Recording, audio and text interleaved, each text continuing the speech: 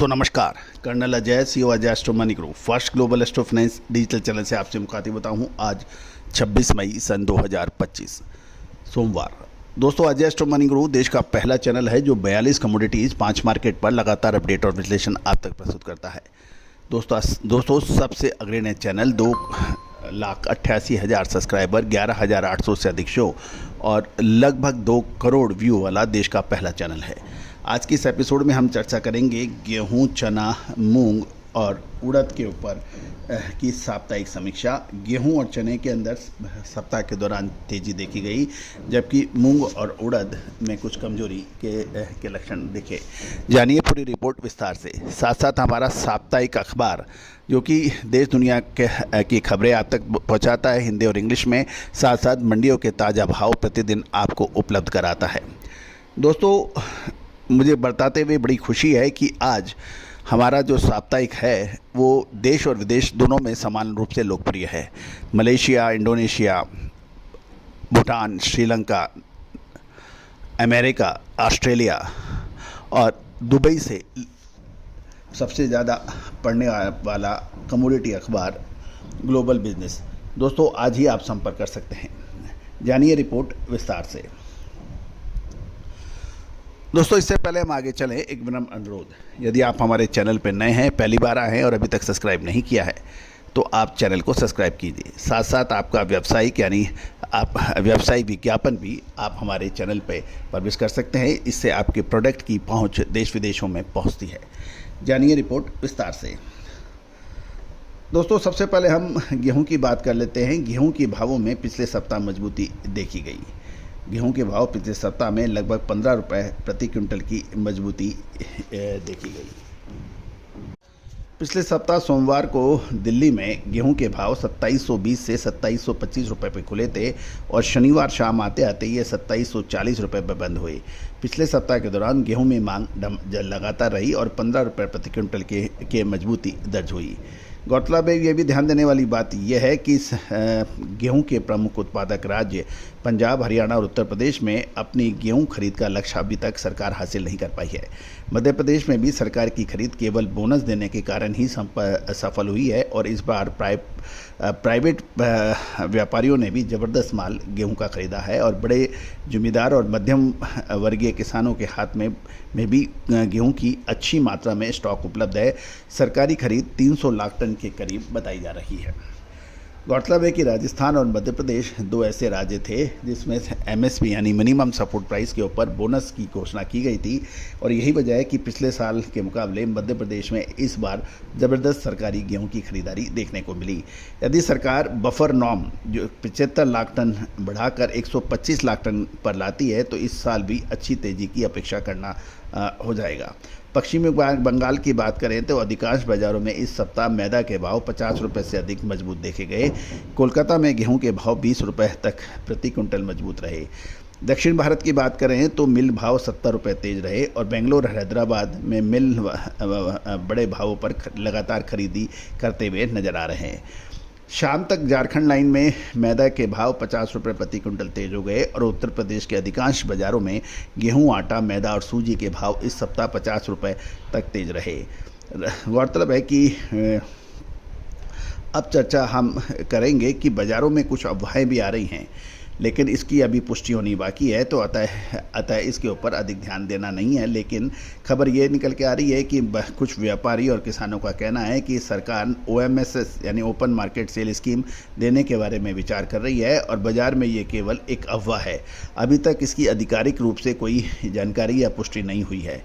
और अब संभावना क्या होती है कि यदि सरकार बफर नॉर्म्स में इस बदलाव करती है तो संभावना है कि इस साल ओपन मार्केट सेल स्कीम के तहत गेहूं की बिक्री कुछ व्यापारी कह रहे हैं कि होगी और कुछ व्यापारी कह रहे हैं कि बिक्री ही नहीं हो सकती है। लेकिन ये तो कुछ व्यापारियों का ये कहना है कि ओपन मार्केट सेल स्कीम के तहत गेहूं की बिक्री अगस्त से पहले संभव नहीं है। ये देखना तो ये होगा कि जो सरकार क्या नियम लाती है, लेकिन अभी बाज़ारों में ऐसी र्यूमर या अफवाहें चल रही हैं। मूंग की बात करें तो पिछले सप्ताह की शुरुआत में सोमवार में दिल्ली अच्छी क्वालिटी मूंग राजस्थान लाइन के 7400 से 7800 रुपये पे खुला था। शनिवार शाम तक ये 74 से 7650 रुपये प्रति पर बंद हुआ और बीते सप्ताह मूंग की मांग घटने से लगभग 150 रुपये प्रति क्विंटल की गिरावट दर्ज हुई। सप्ताह के दौरान मूंग में कमजोरी का रुख देखा गया। नए मूंग की अच्छी मांग है, जबकि पुराने मूंग की मांग कमजोर बताई जा रही है।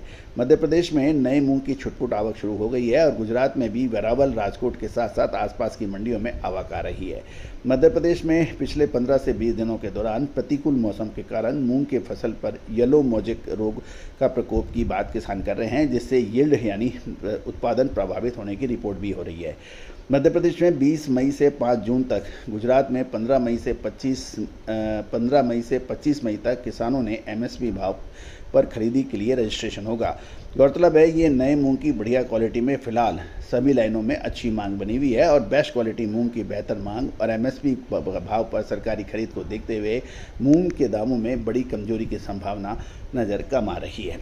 उड़द की बात करें तो पिछले सप्ताह उड़द के अंदर कुछ कमजोरी देखी गई। चेन्नई में SQ 7675 रुपये पे खुला था और शनिवार तक ये 7550 रुपये बंद हुआ। सप्ताह के दौरान उड़द में डिमांड कम होने से लगभग 100 से 125 रुपये प्रति क्विंटल की गिरावट दर्ज हुई है। गौरतलब है कि नए उड़द की आवक के कारण सप्ताह के दौरान कमजोरी का रुख देखा गया था। फॉरवर्ड सौदों के अंदर वॉल्यूम की गिरावट है और उड़द फॉरवर्ड व्यापार में 6 से 8 महीने में छोटे कारोबारियों ने काफ़ी नुकसान हुआ, इसलिए अब वह फॉरवर्ड व्यापार में उड़द के व्यापारियों का मोह भंग हो रहा है। मिलर्स अपनी रेडी मांग के अनुसार ही खरीदारी कर रहे हैं। अब हम जबलपुर की बात करें तो जबलपुर लाइन की यानी उस इलाके में उड़द की फसल पर एक संक्षेप बताया जा रहा है। जबलपुर में गर्मी की उड़द की आवक शुरू हो चुकी है, लेकिन पिछले 20 दिनों में कम गर्मी पड़ने और बारिश बादलों के मौसम के कारण फसल पर प्रतिकूल असर पड़ने की रिपोर्टें भी प्राप्त हो रही हैं। ग्रीष्मकालीन उड़द को गर्मी चाहिए, जबकि अगले 8 से 10 दिन जबलपुर जिले में बारिश के आसार अधिक हैं, जिससे उत्पादन में बड़ी गिरावट की आशंका बढ़ सकती है यदि बरसात अधिक होती है तो। जहां तक उड़द की सप्लाई और डिमांड की बात करें तो देश में प्रतिवर्ष लगभग 24 से 26 लाख टन उड़द की खपत या डिमांड रहती है, जबकि सप्लाई पर नज़र डालें तो खरीफ 10 से 12 लाख टन, रबी 5 लाख टन और गर्मी फसल 2 से 2.25 लाख टन और 10 लाख टन आयात मिला लें तो ये पर्याप्त रहने का अनुमान लगाया जा रहा है। जबलपुर उड़द की आवक पिछले साल से कम हो रही है और 6500 से 6600 रुपये पर अच्छे व्यापार निकल रहे हैं। दक्षिण भारत की डिलीवरी के लिए भाव 7300 से 7400 रुपये की रेंज व्यापारी खरीदारी हो रही है। जहाँ तक उड़द की बात करें तो जबलपुर में यदि बारिश होती है तो फसल उत्पादन और क्वालिटी दोनों को नुकसान हो सकता है। उड़द में हल्के माल का अक्सर बाजार को खराब करते हुए देखा गया है और ये भी देखने वाली बात है कि उड़द में गिरावट रुकना चाहिए, लेकिन स्थिरता आने में अभी थोड़ा इंतजार करना चाहिए। जहाँ तक चने की बात करें, चने के अंदर कुछ मजबूती पिछले सप्ताह देखी गई। पिछले सप्ताह की शुरुआत में सोमवार Delhi Lawrence road Rajasthan Jaipur quality का चना 5775 से 5800 रुपये पे खुला था और शनिवार शाम को ही 5850 से 5875 रुपये प्रति क्विंटल बंद होने के समाचार हैं। पिछले सप्ताह के दौरान चना, बेसन, चना दाल की डिमांड अच्छी रहने से 75 रुपये प्रति क्विंटल की मजबूती दर्ज हुई। चने में सप्ताह के दौरान मिला जुला रुख दर्ज किया गया और दिल्ली में चने की कमजोर आवक और डिमांड होने के कारण भाव में हल्का सुधार देखा गया। मानसून के आगमन के साथ चना दाल की मांग बढ़ने की उम्मीद लगाई जा रही है। कई राज्यों में तेज गर्मी से चना दाल और बेसन की खपत की मांग पर विपरीत असर पड़ा है, लेकिन मानसून के आगमन के साथ मांग निकलने की प्रबल संभावना है। साथ साथ चने की सरकारी खरीद अभी कमज़ोर बताई जा रही है। चने में सरकारी खरीदी अभी तक लगभग 2 लाख टन ही हो सकी है। मंडियों में चना ऊंचा बिक रहा है, जिससे सरकारी खरीदी कमज़ोर हो रही है। जहां तक इसका चने की बात समझें तो देश में चने बाज़ार की तेज़ी मंदी दिल्ली पर निर्भर करता है। राजस्थान, MP का चना दिल्ली में बहुत कम जा रहा है क्योंकि मंडियाँ ऊँची बिक रही थी। चने की मांग मानसून से लेकर दिवाली तक प्रति माह बढ़ने की उम्मीद है, जिससे भाव में सुधार की उम्मीद व्यापारी लगा रहे हैं। चने में बड़ी तेजी मंदी मटर नीति के आयात पर भी निर्भर करती है। दोस्तों, आपको याद होगा हमने पहले ही आपको चने के ऊपर एक अपडेट दिया था कि उस पिछले 3-4 शो में आप देखें कि तंजानिया का चना, ऑस्ट्रेलिया का चना, पैदावार, खपत, ये सब की डिटेल हमने दी है। साथ साथ 31 मई तक जो ड्यूटी फ्री मटर आयात की सरकार नीति है, 31 मई या उससे पहले या उसके आसपास सरकार मटर इंपोर्ट नीति का जो खुलासा करेगी, उसके ऊपर भी चने के भावों पर काफ़ी असर पड़ सकता है। तो दोस्तों, लगातार अपडेट, विश्लेषण और खबरों के लिए आप हमारे चैनल पर निरंतर बने रहें। यदि आप हमारे चैनल को पसंद करते हैं, हमारी खबरों पर आपका के लिए व्यापारवर्धक है, तो चैनल को सब्सक्राइब कीजिए, बेल आइकन यानी घंटी को निशान को पुश कीजिए, ताकि आप तक सबसे पहले हम जानकारी पहुंचा सकें।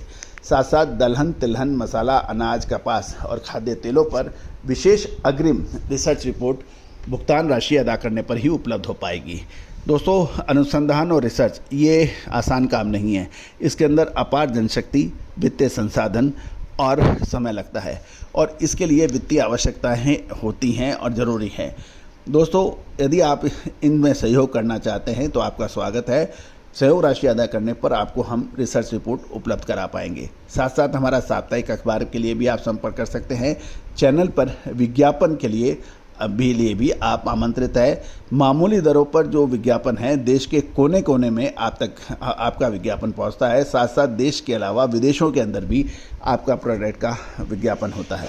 All the very best, good luck, happy trading. Sonakshi की रसोई में आज की स्पेशल गेस्ट है मौसमी चैटर्जी जी। ये जी नहीं, मौसमी आंटी। ओके आंटी मौसमी, तो आज आप क्या बनाएंगी? मैं क्यों बनाऊं? मैं तो गेस्ट हूँ, आप बनाओ, हम खाएंगे। एक्टिंग में तो हिट हो, अब खाना बनाओ सुपर हिट। ठाट से बनाऊंगी खाना, है ना द बेस्ट एवरीडे मसाला। आओ बनाते हैं मसालेदार छोले। हर रोज के करी में एवरीडे मसाले, शाही बिरयानी में स्वाद का जायका। पटल पोस्तो और शस्य इलिश भापा।